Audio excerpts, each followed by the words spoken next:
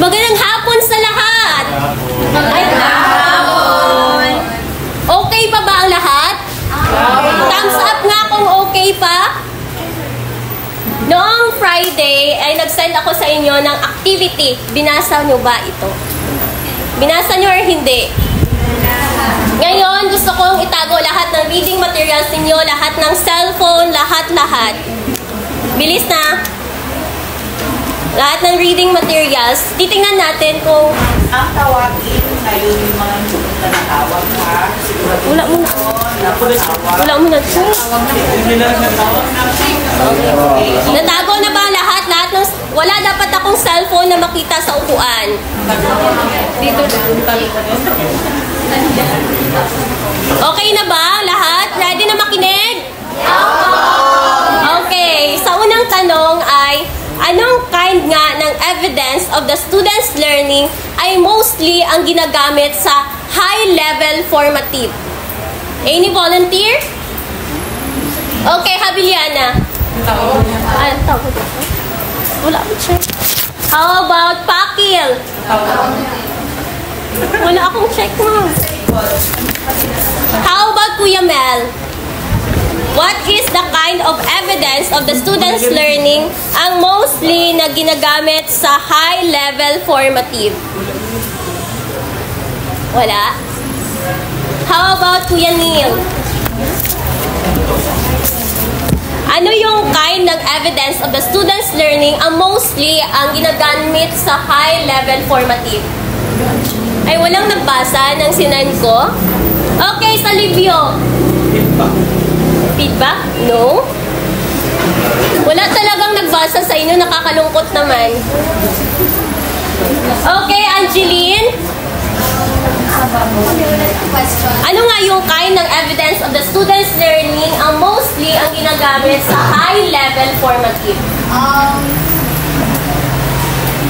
Sa evidence of learning students? In evidence of the student's learning sa high level. Sa high level is yung variety of assessments, objectives, and the anecdotal. Okay. So, any answer? Wala talaga. So, doon sa evidence of the student's learning na mostly na ginagamit natin sa high-level formative, it should be objective, the constructed response, and lastly, the anecdotal. Okay? For the next question, in moderate level of formative assessment, how is the structure mostly described? Is it formal or informal? Informal. Okay, informal. May nagbasa. So, what is the basis, halimbawa, para masabi natin na high formative assessment siya, sino dapat yung involved sa learning process? Tama yun, no? Para masabi natin na high-level formative assessment siya, dapat yung naka-involve ay both students and also the teacher. Next one is, if ang teacher, halimbawa, nag-give siya ng feedback the day after ng quiz, what level of formative assessment it is? Nag-give siya ng feedback a day after the quiz. The day after the quiz. Anong level? So, tama yun, no? It is a low level of formative assessment. Lastly, at what point is high-level formative assessment mostly done? It is before, it is during, or after the instruction? During. Tama yun. So, it is during the instructions. So, pakilabas na yung mga case study na pinagawa ko sa inyo. We will going to tackle about the characteristic of the formative assessment. We have the first, we have the evidence of the student's learning. The second one, it is the structure. The third one, the next one, it is the feedback, instructional adjustment. So ngayon, sino mag-volunteer na basahin yung sagot nila sa evidence of the student's learning? Wala? Walang mag-volunteer? Okay, Kenneth. Stand up.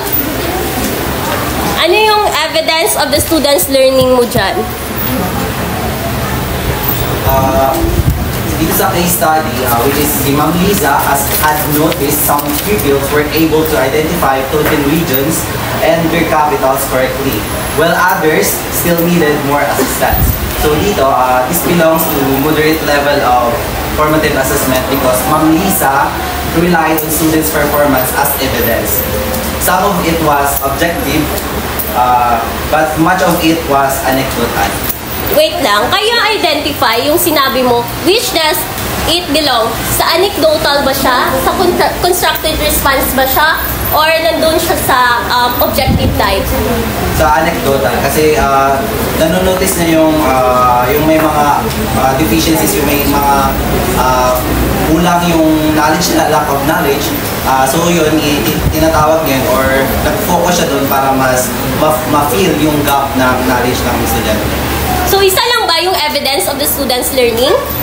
Isa lang ba yung nakikita? Ano yung next answer mo? During each observation, data were collected on a single structural practice.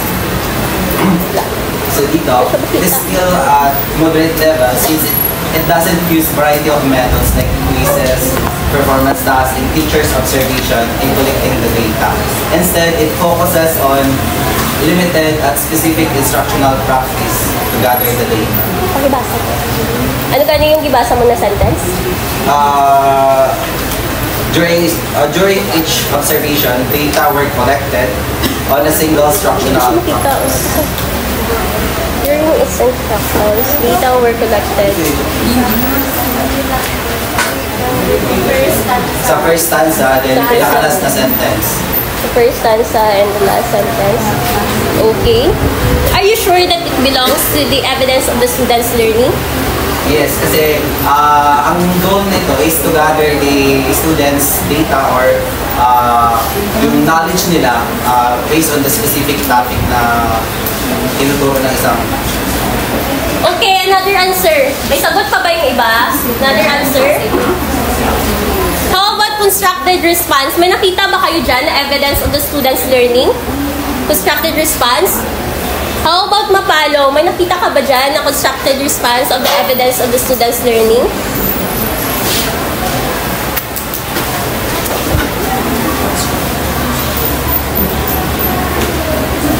Constructed response. Meron o wala?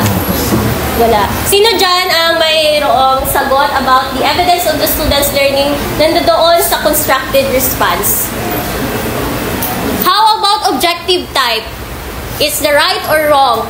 May nakita ba kayo doon sa case study? How about Idelaika? Aliyah, can you read your answer? Alay.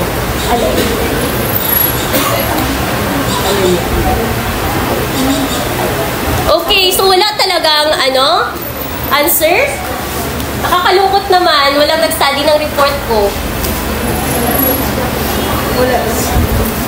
Okay, yung dito sa evidence of the student's learning, tama yun no, si Opren, ang first na sinabi niya is that Ma'am Liza had noticed some pupils were able to identify the Philippine regions and their capitals correctly, while others needed more assistance.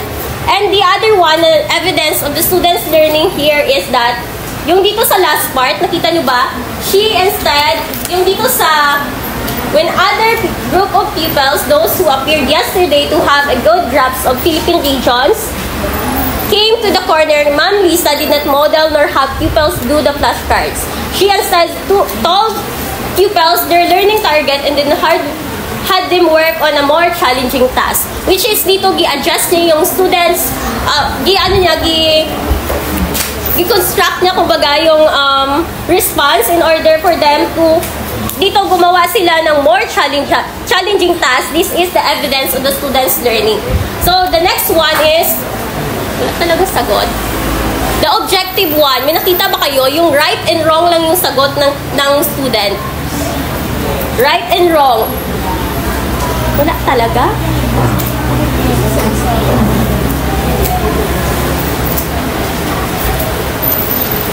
Right and wrong students. Okay, dito sa part na evidence of the student's learning, meron dito na it shows the objective type. Pupils work independently to match the region with its capital and location on the map. Feel nyo ba objective type siya? Feel nyo ba objective type siya, which is dito ay nag-use ang teacher ng yung pupils nag-work independently in order to match the region with its capital. Yung objective is meron siyang right and wrong na answer. So, it is objective type or not?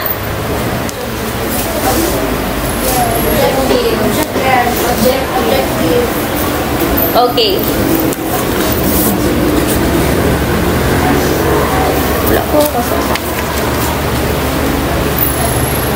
Para masabi nga natin yung according sa lahat ng answer natin sa evidence of the student's learning, is it low, is it moderate, or is it high? High is because, okay, high because Clary is high because bakit nga na tinatawag natin na high siya kapag May siyang varied assessment. and meron siyang Meron siyang objective. May siyang objective, tsaka may constructed response and yung so yun na yung evidence of the student's learning. Naintindihan ba? Or ako lang yung nakakaintindi? Okay, let's move to the structure. Sino po yung hindi natawag? Walang mag-ulit na ako tawag mo. Sabi lang kayo kung natawag. Oh. There are more people here at the back na Okay, let's move on dito sa structure. Can you share your answer, Miss Manalo? Yung evidences namin sa structure is dito is Ma'am Liza had already divided her pupils into two groupings. The groups were flexible. Today's group were based on Ma'am Liza's observation of pupil performance from the previous day. And dalawa ito. Ang next naman is for the struggling learners, Ma'am Liza began by reminding them of their learning target and then modeled how to locate a region of the Philippine map. So structure siya because naka-indicate dito na si Ma'am Liza is he already divided yung pupils niya into two groups. So sa dalawang sentences sinabi mo, saan doon yung informal structure? Informal. Yes, the informal structure. Saan ba dito sa dalawang sentence structure? Itong ikalawa, yung for the struggling learners, Ma'am Liza began by reminding them of their learning target and then modeled how to locate a region in the Philippine map. Okay, how about the formal structure? Yung formal naman dito is yung Ma'am Liza had already divided her pupils into two groupings. So the structure na pinili mo, is it high? Is it low, moderate, or high level of formative? It is on high level. Bakit? Bakit siya high level formative? Because it involves or it includes the informal and the formal structure. Okay, tama yon. No? Yung structure na nandoon sa case study natin is may dalawa siya. We have here the formal, yung sinabi ni Manalo, which we have the formal and the informal one. Naintindihan ba yung structure? Yes. Let's move on to the participants involved. Can you share your answer, Miss Abon, about the participants involved? Ano kaya yung mga sentences na naka-highlight dyan which belongs to participants involved? Sa pupils work independently to match the region with its capital. Ma'am Liza used guidance. Yung naka-involve ba dyan sa sentences na yan, is it only the teacher, the student, or both the teacher or the students? Both teacher and student. Okay. So, dito sa sinabi ni Miss Abon, we have here the both teacher and the students. Based on your answer, is it low level, moderate level, or high level of formative assessment if it involves both the teachers and also the students? Okay. Let's move on to the feedback. In the feedback, can you share your answer, Miss Manalo? Miss Malinaw? About the feedback. Ano kaya yung feedback na ginawa ng teacher dyan? When pupils were incorrect, Ma'am Liza used guiding questions to help pupils find and describe their error. So, what level of formative assessment yan siya sa feedbacking? High level. Why high level of formative assessment? Because feedback is immediate, given siya during the activity and specific, and nakafocus siya sa on identifying and explaining errors. Does this mean ba na yung immediate feedback and specific feedback is more useful siya than the delayed feedback? Yeah. May ibang answer pa ba sa feedback? Wala na. Meron sa feedback?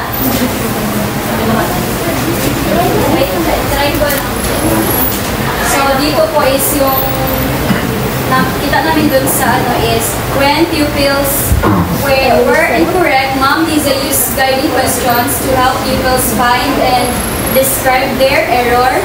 Ma'am Liza wanted to ensure that she and the pupil understood their mistake.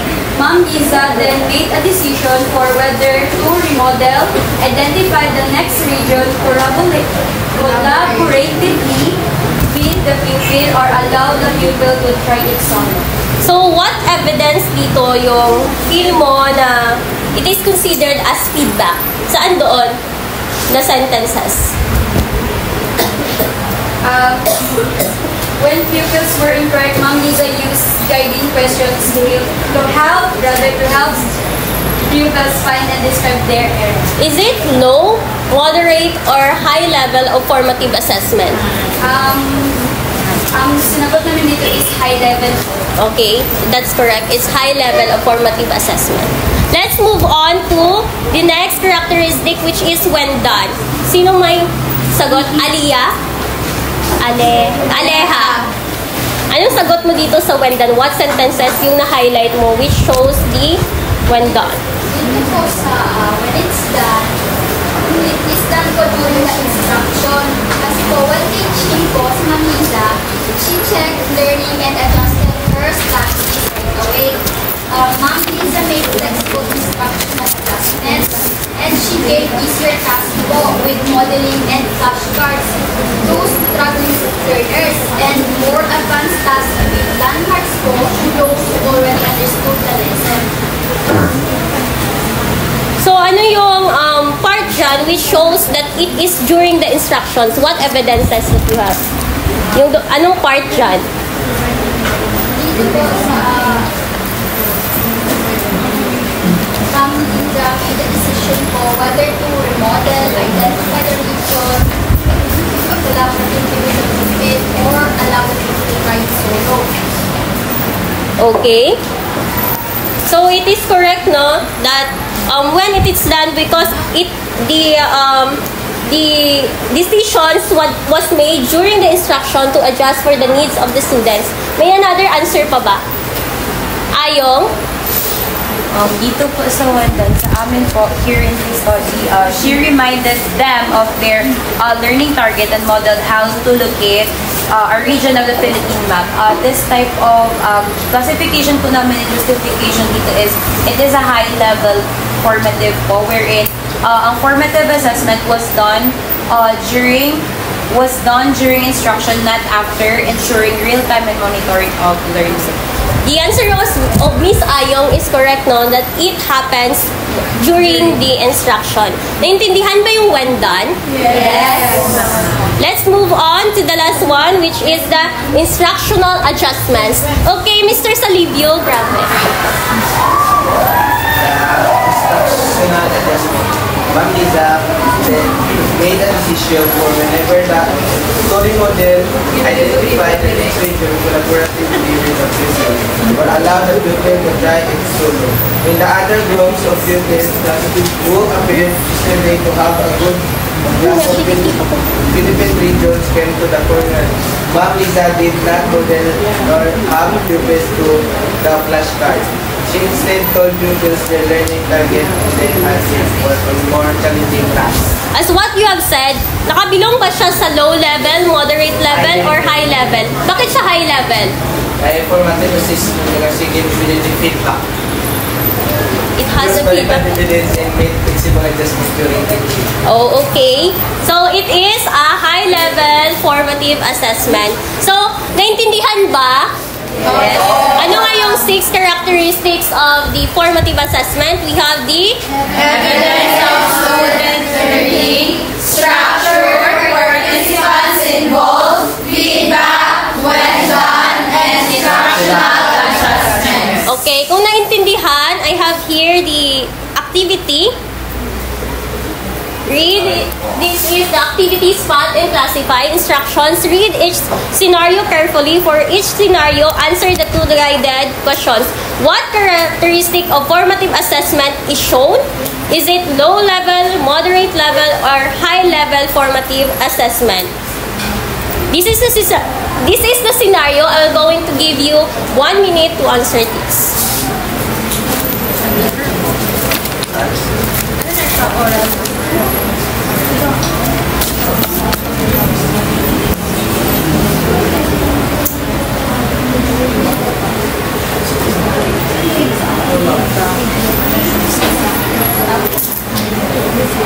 Okay, I think ready na ang lahat.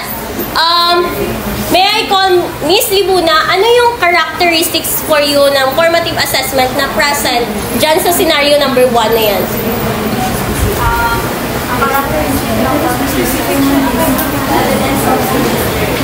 Evidence of the student's learning because? Kasi nag-ask ng exam on yung capital ng students.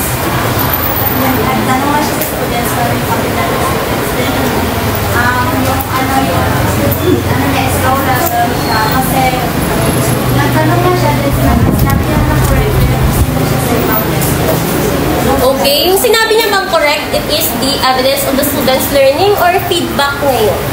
feedback. So, what is the answer? When?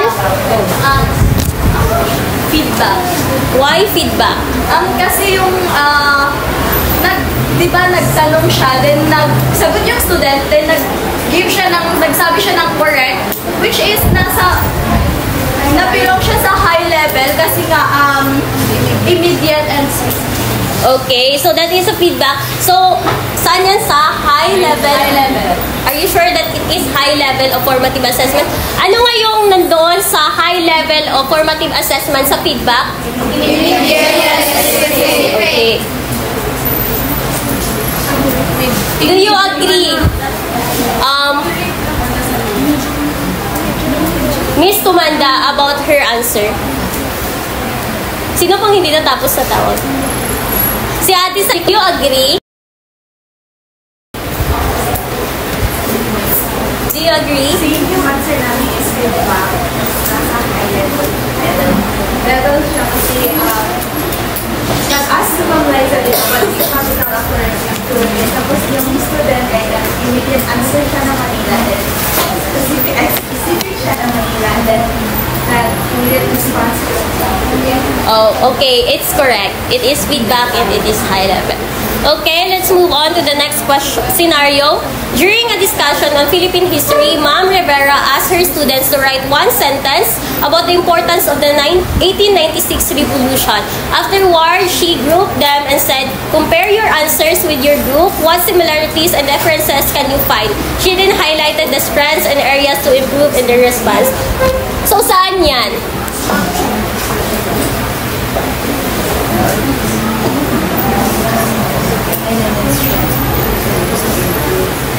Mr. Moico.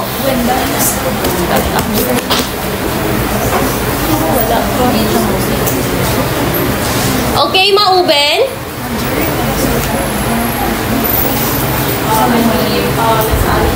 Structure and high level. Bakit siya structure sa tingin mo? Kasi both formal and ano kayo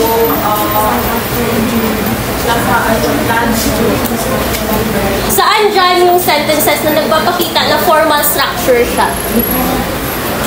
she proved them the same compare as an group was similarities and differences galvanized. Does it show that it is formal structure? Are you sure? Okay, I need another perspective. Ate yung sa gilid ni Mr. Javier.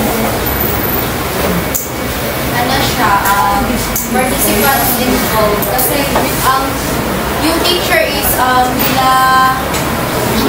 niya yung mga students na mag-compare ng answers with their group, within their group, and ano siya, high level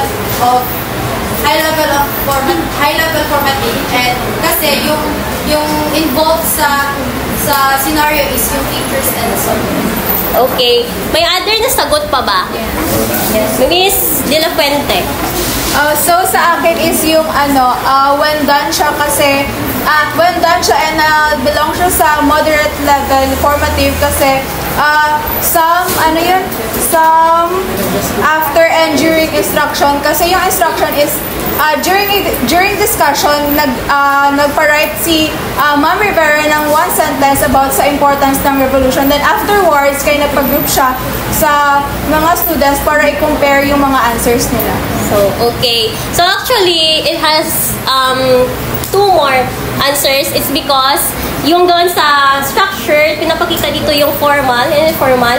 And then when done, which is doon sa after and during instructions and participants involved. So, naintindihan ba? Yes. Ano nga yung 6 characteristics of the formative assessment?